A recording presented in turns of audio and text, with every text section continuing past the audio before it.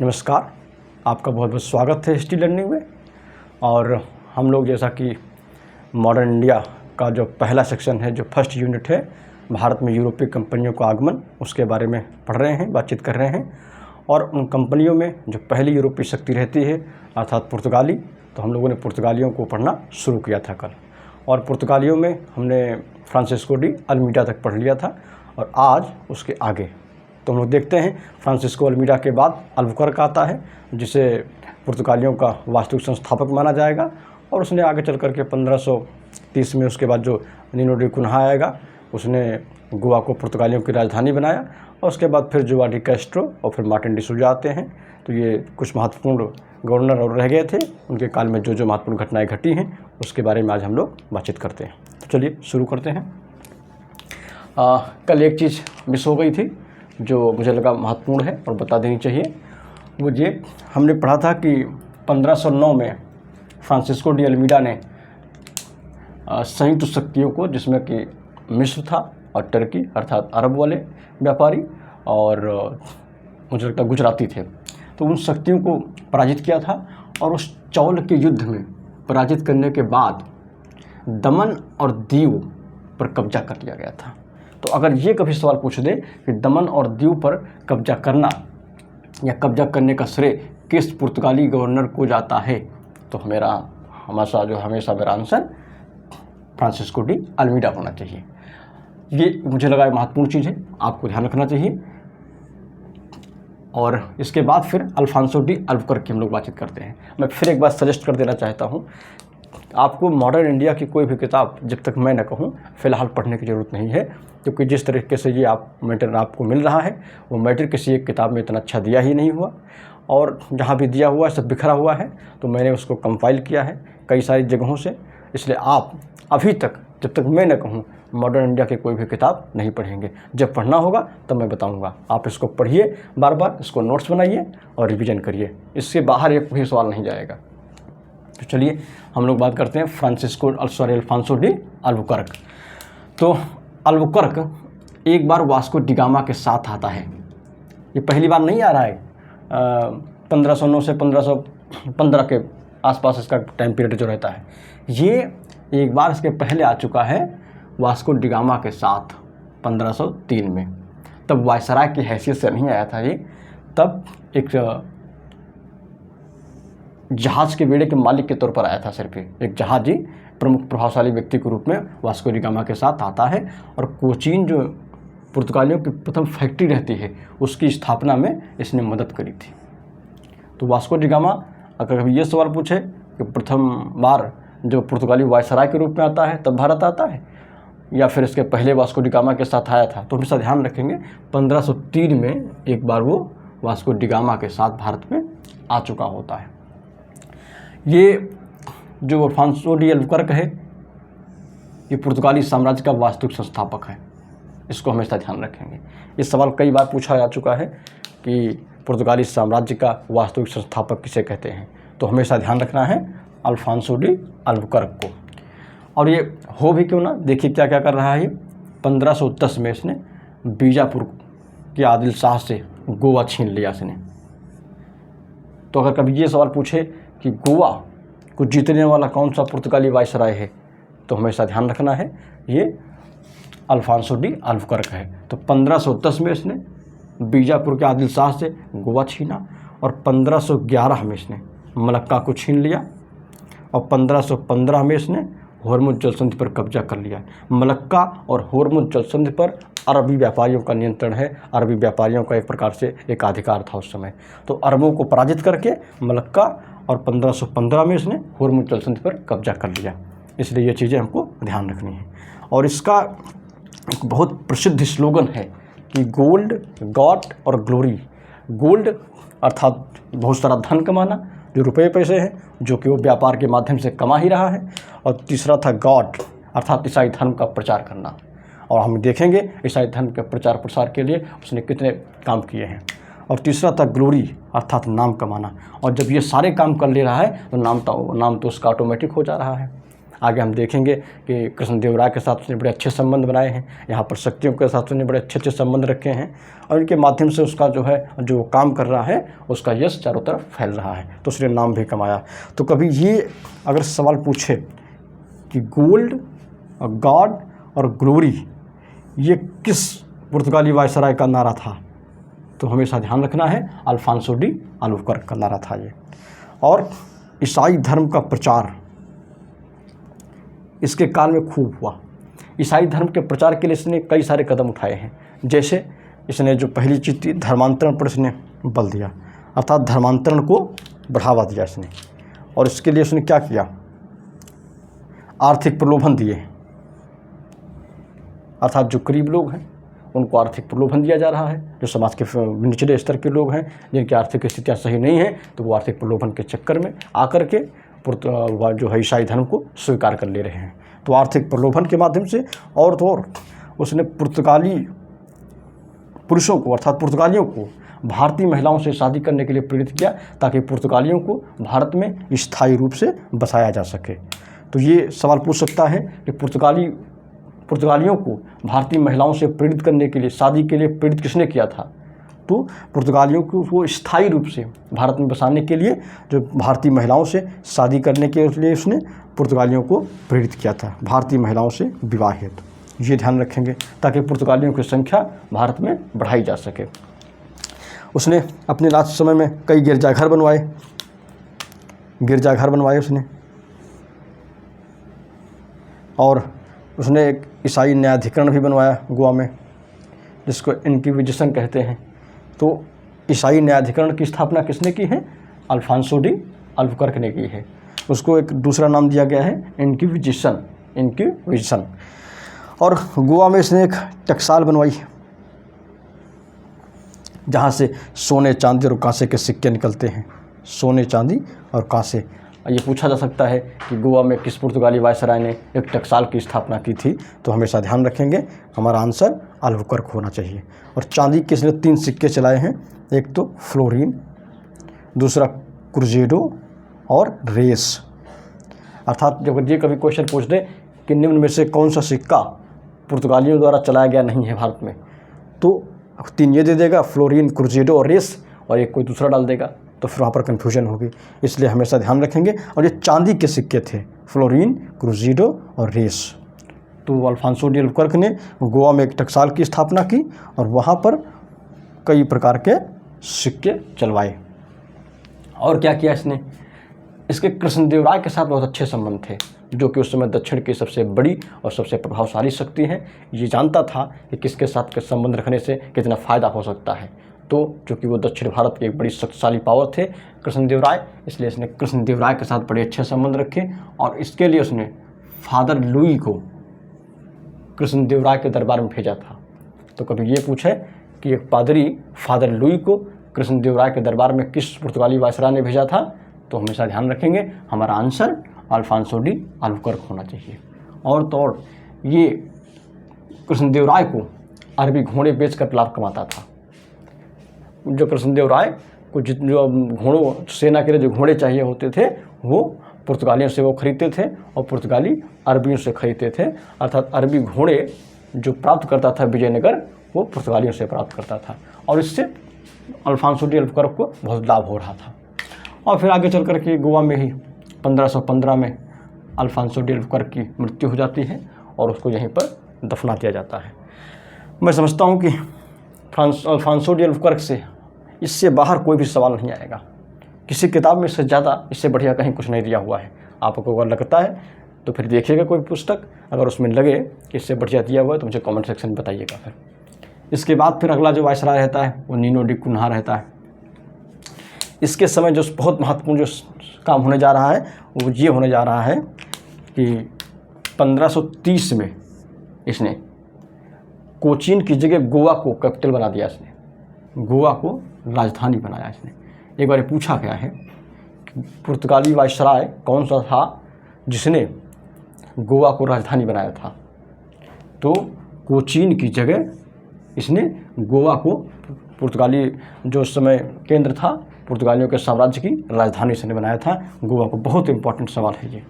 दूसरा, 1534 में इसने हुगली को जीता, सतगांव को जीता, चटगांव, ये तीनों बंदरगाहों को इसने जीता।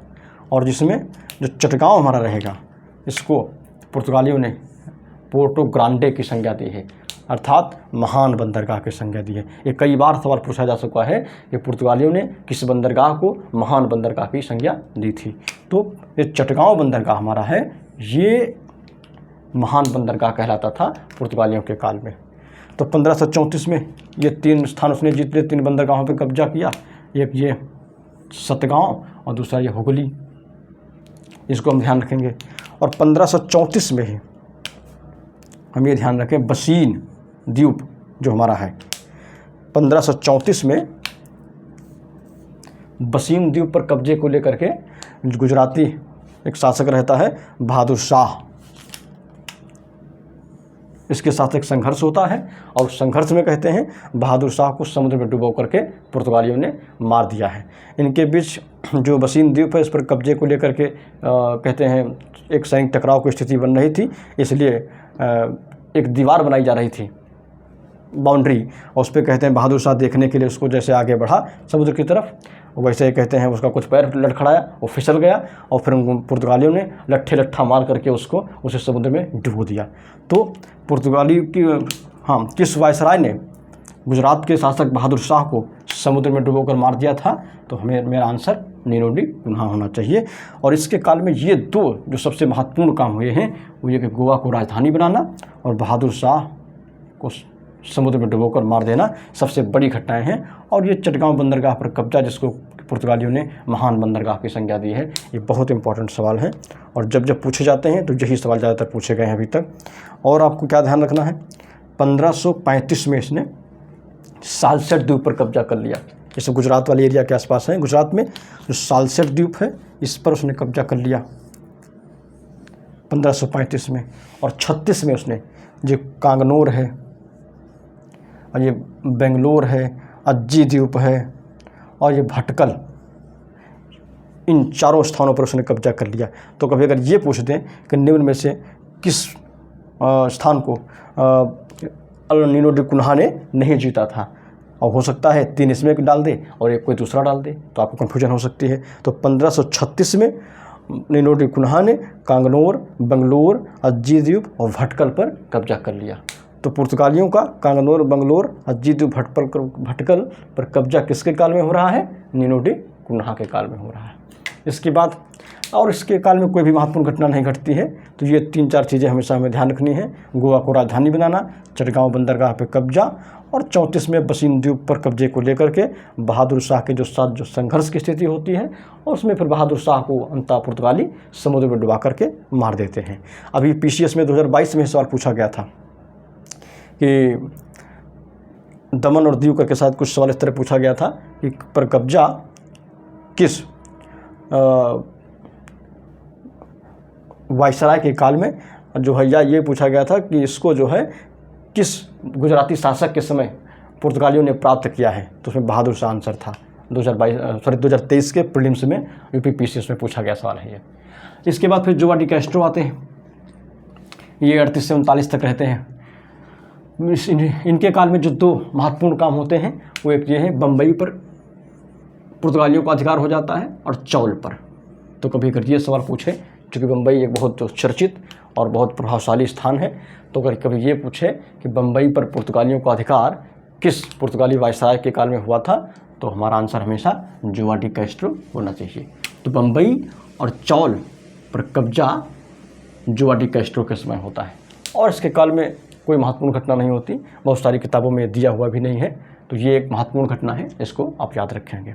फिर अंतिम जो वायसराय रहता है वो मार्टिन डिसूजा रहता है और मार्टिन डिसूजा के काल में बस एक महत्वपूर्ण घटना आपको याद रखनी है। गोवा में एक ईसाई पादरी हैं, इनका नाम है सेंट जेवियर। सेंट जेवियर जो ईसाई पादरी हैं वो गोवा में आते हैं, किसके समय? मार्टिन डिसूजा के काल में आते हैं। तो कभी अगर ये पूछे कि सेंट जेवियर, बहुत इंपॉर्टेंट सवाल है ये, इसको ध्यान रखें अब, कि सेंट जेवियर नामक पादरी गोवा में किस पुर्तगाली वायसराय के काल में आया था? तो मार्टिन डिसूजा के काल में आया था। और यहीं देखते हैं इसने धर्मांतरण को बहुत बढ़ावा दिया है गोवा में, और जब ये लास्ट में यहीं पर इसकी मृत्यु होती है, इसलिए गोवा में ही एक सेंट जेवियर चर्च बना है। और जब कब आज वो बहुत भी बड़ा एक प्रकार से तीर्थस्थल है, जब भी कोई गोवा के टूर पे जाता है तो कहते हैं वो सेंट जेवियर चर्च हम लोग ज़रूर जाते हैं जब भी कोई जाता है गोवा। तो ये सेंट जेवियर चर्च कहाँ है, यही अपने आप महत्वपूर्ण हो सकता है। तो गोवा में है, और ये किसकी याद में बना हुआ है, सेंट जेवियर नामक एक ईसाई पादरी जो मार्टिन डिसूजा के काल में गोवा आए थे और उन्होंने धर्मांतरण को बहुत बढ़ावा दिया था, तो ये उसकी स्मृति में बना हुआ है। इसके बाद ये घटनाएं, इतना इनका एक विकास का क्रम रहता है और उसके बाद फिर इनका एक पतन की प्रक्रिया शुरू हो जाती है। तो आज हम पतन की प्रक्रिया देख लेते हैं इसमें, और फिर पतन के कारण क्या रहेंगे, उनका प्रभाव क्या रहेगा, इस पर की हम लोग नेक्स्ट वीडियो में बातचीत करेंगे। तो देखिए इनके पतन, क्योंकि पुर्तगाली जो है ईसाई धर्म के प्रचार प्रसार को एक महत्वपूर्ण कार्य मानते थे, इसलिए वो इसके लिए देखिए उन्होंने यहाँ पर ईसाई न्यायाधिकरण स्थापित किए थे। और ईसाई न्यायाधिकरणों को इतनी शक्ति प्राप्त थी कि अगर कहते हैं कोई व्यक्ति एक बार ईसाई धर्म ग्रहण कर लेता था और फिर वो ईसाई धर्म छोड़ देता तो उस पर इन न्यायाधिकरणों में मुकदमा चलाया जाता था और इन न्यायाधिकरणों को उसको जिंदा जला देने तक की शक्ति प्राप्त थी। तो इतनी कड़ी सज़ा देते थे वो लोग। तो इसकी इन सब कारणों से जो धार्मिक ईसाई धर्म का प्रचार प्रसार है, इन सब कारणों से जो उसका एक जनता में स्वीकारोक्ति रहेगी वो कहीं ना कहीं कम हो रही थी। और दूसरी चीज़, ये लूटपाट भी करते थे। हुगली है, आसपास के तटीय क्षेत्रों इलाकों में जो है धर्मांतरण करते, फिरौती मांगते हैं, तमाम कारण रहेंगे, उस पर हम नेक्स्ट वीडियो में विस्तार से बातचीत करेंगे। तो इन सब कारणों से ये इनका एक फिर पतन का एक फेज़ आता है और धीरे धीरे देखिए बहुत सारी घटनाएं होंगी जब हम देख पाएंगे कि पुर्तगालियों का पतन किस तरह हो रहा है। तो देखिए सबसे पहली घटना क्या घटती है, 1588 में इंग्लैंड में, यूरोप में एक घटना, एक युद्ध हो रहा है जिसमें एक तरफ तो स्पेन और पुर्तगाल है और दूसरी तरफ इंग्लैंड है। तो इसमें इंग्लैंड ने स्पेन को हरा दिया और जब स्पेन को हराया तो पुर्तगाल भी हार गया। तो वहाँ पर एक बार जो पुर्तगाली इंग्लैंड में जब यूरोप में हारे तो वहाँ पर जो पुर्तगालियों के एक बहुत बड़ी शक्ति के रूप में जो एक मिथक था, उनका एक अजेयता का जो मिथ था वो टूट गया। अब देखिए जब यूरोप में हार चुके हैं, अब वो भारत में भी हारने जा रहे हैं। तो 1588 में स्पेन और पुर्तगाल की संयुक्त सेना को इंग्लैंड ने युद्ध में हराया और उसके बाद 1611 में भारत में भी वो हरा रहे हैं। एक प्रसिद्ध युद्ध हो रहा है, स्वाली का युद्ध, बहुत इम्पोर्टेंट है। स्वाली के युद्ध किन किन के बीच हुआ, या स्वाली के युद्ध ने किस यूरोपीय शक्ति के पराजय या किस यूरोपीय शक्ति के भाग्य को एक प्रकार से आस्त कर दिया, है ना। तो स्वाली का युद्ध हो रहा है एक 1611 में, जिसमें अंग्रेज एक तरफ हैं, दूसरी तरफ पुर्तगाली हैं और ये अंग्रेज विजयी होते हैं और पुर्तगालियों की यहाँ पराजय होती है। तो यहाँ कभी ये पूछ सकता है कि स्वाली के युद्ध में अंग्रेजी सेना का नेतृत्व किस कमांडर इन चीफ ने किया था, इस सेनापति ने किया था, तो हमेशा ध्यान रखें थॉमस बेस्ट ने किया था। तो 1611 में पुर्तगाली हार जाते हैं और फिर 1628 में एक और घटना हो रही है। क्या घटना हो रही है, अंग्रेज़ों ने ईरान की मदद से हॉर्मुज़ जल संधि पर कब्जा कर लिया। हॉर्मुज़ जल संधि पर हमने देखा था कि ये हॉर्मुज़ जल संधि 1500 हॉर्मुज़ जल संधि पर कब्जा 1515 के आसपास वो करते हैं, 1511 और 1515 में करते हैं। तो ये वो जो कब्जा हॉर्मुज़ जल संधि पर कब्जा था वो 1600 हम देखते हैं 28 में अंग्रेज़ों ने हॉर्मुज़ जल संधि को एक बार फिर छीन लिया पुर्तगालियों से। अब यहाँ पर देखिए वो हार जा रहे हैं। फिर 1632 में क्या हो रहा है, 1632 में शाहजहाँ ने हुगली पर पुर्तगालियों को दंडित किया। दरअसल ये क्या करते थे, एक बार कहते हैं मुमताज़ जो उसकी बेगम थी, उसको उसकी दासियों को इन्होंने परेशान किया था पुर्तगालियों ने। तो इसकी शिकायत जब शाहजहाँ से हुई तो शाहजहाँ ने फिर पुर्तगालियों को हुगली बंदरगाह के आसपास उनको दंडित किया, खदेड़ दिया उनको वहाँ से एक प्रकार से। तो ये कई बार सवाल पूछा जाता है कि शाहजहाँ ने किस मुग़ल बादशाह ने हुगली पर पुर्तगालियों को दंडित किया है हुगली तट के आसपास, और कब, तो 1632 में शाहजहाँ ने हुगली तट पर पुर्तगालियों को दंडित किया है, इसको ध्यान रखेंगे। और फिर 1638 में आगे मराठों ने 1638 में मराठों ने सालसेट और बसीन द्वीप पुर्तगालियों से छीन लिया। देखिए इनका किस तरह पतन हो रहा है। एक एक करके इनके जो प्रभाव वाले स्थान हैं, जो क्षेत्र हैं जहाँ पर पुर्तगालियों का कब्जा था, वो सारे क्षेत्र धीरे धीरे छीने जा रहे हैं। किस तरह एक प्रक्रिया देखिए पतन की किस तरह हो रही है।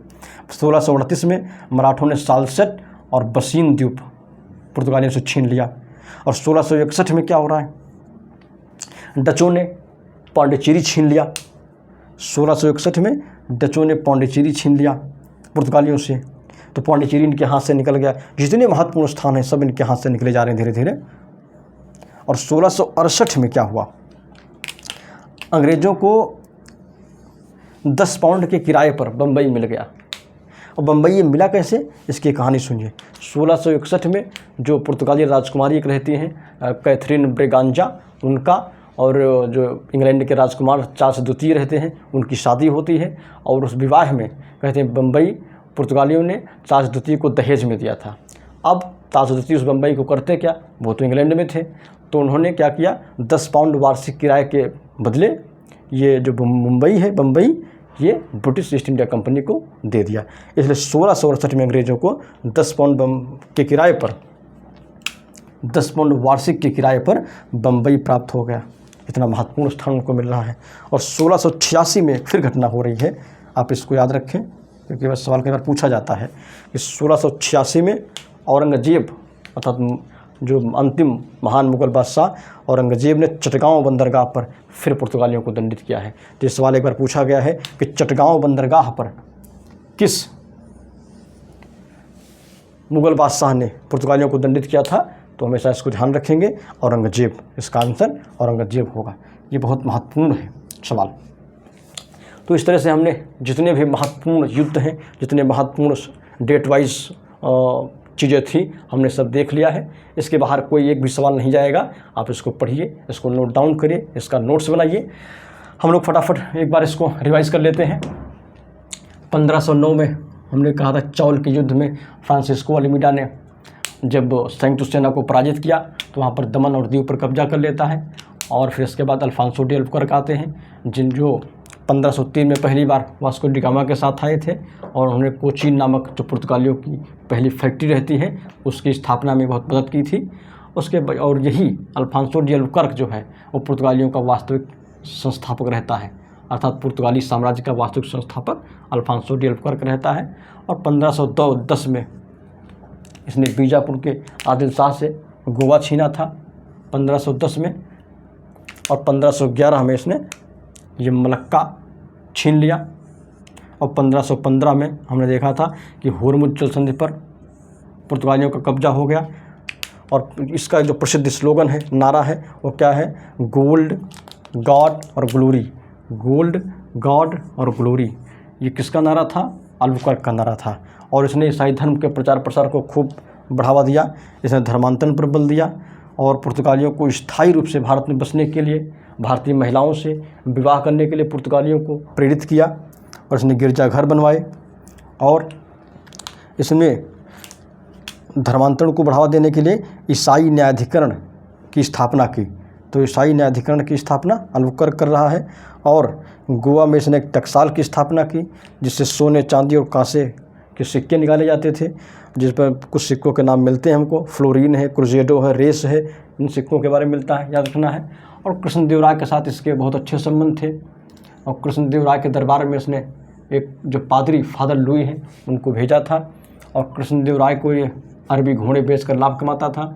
और गोवा में फिर अल्बुकर्क की मृत्यु हो जाती है 1515 में और उसको यहीं दफना दिया जाता है। फिर नीनो डी कुन्हा। इसके काल की जो सबसे महत्वपूर्ण घटना है वो ये है 1530 में इसने कोचीन की जगह गोवा को राजधानी बनाया। और 1534 में इसने हुगली, चटगांव और सतगांव और चटगांव को बंदरगाहों पर कब्जा कर लिया। और चटगांव बंदरगाह को पुर्तगालियों ने पोर्टे या पोर्टो ग्रांडे अर्थात महान बंदरगाह की संज्ञा दी है। और 1534 में इसने बसीन द्वीप पर कब्जे को लेकर के इसका बहादुर शाह के साथ एक संघर्ष होता है और जिसमें उस संघर्ष में वो बहादुर शाह को समुद्र में डुबा करके मार देते हैं। फिर 1535 में सालसेट द्वीप पर इसने कब्जा कर लिया। और 1536 में कांगनौर, बंगलोर, अज्जी द्वीप और भटकल क्षेत्रों को इन्हों डे कुन्हा ने जीत लिया। इसके बाद जोआ डी कैस्ट्रो आते हैं, और जोआ डी कैस्ट्रो के काल में जो महत्वपूर्ण घटना है वो बम्बई और चौल पर उसका अधिकार हो जाता है। फिर इसके बाद मार्टिन डिसूजा आते हैं। मार्टिन डिसूजा के काल में जो एक गोवा में एक ईसाई पादरी सेंट जेवियर आते हैं, जिसने धर्मांतरण को खूब बढ़ावा दिया था, और इसके बाद वहीं पर एक सेंट जेवियर चर्च बना हुआ है आज गोवा में। इसके बाद उनका पतन है 1588 में। स्पेन और पुर्तगाल की संयुक्त सेना को यूरोप में इंग्लैंड ने हराया। उसके आगे फिर 1611 में स्वाली का युद्ध होता है, जिसमें फिर एक बार अंग्रेज़ों ने पुर्तगालियों को हराया। और इस स्वाली के युद्ध में जो ब्रिटिश कैप्टन है वो अंग्रेज थॉमस वेस्ट है। 1628 में अंग्रेज़ों ने ईरान की मदद से हॉर्मुज़ जल संधि पर कब्जा कर लिया, और फिर 1632 में शाहजहाँ द्वारा पुर्तगाली होली तट के आसपास दंडित किए गए। और फिर 1638 में मराठों ने साल्सेट और बसीन द्वीप छीन लिए। 1661 में डचों ने पांडिचेरी छीन लिया पुर्तगालियों से, और 1668 में अंग्रेज़ों को 10 पाउंड वार्षिक किराए के बदले पुर्तगालियों से बम्बई प्राप्त हो गया। पुर्तगालियों से क्या, ब्रिटेन जो राजकुमार थे उस समय इंग्लैंड के, उनसे प्राप्त हो गया। और 1686 में औरंगजेब ने चटगांव पर फिर एक बार पुर्तगालियों को दंडित किया। तो ये आज का जितना भी इम्पोर्टेंट घटनाक्रम था हमने एक एक करके सब बताया है। इसमें कोई भी चीज़ मिस नहीं हुई है कहीं पर। आप इसको देखिए, इसको नोट डाउन करिए, और कोई भी पुस्तक पढ़ने की आपको ज़रूरत नहीं है। जब होगी तो हम बताएंगे, और फिर जो नेक्स्ट चीज़ें हैं इनका पतन और प्रभाव वो हम नेक्स्ट वीडियो में देखेंगे। तब तक के लिए थैंक यू, धन्यवाद।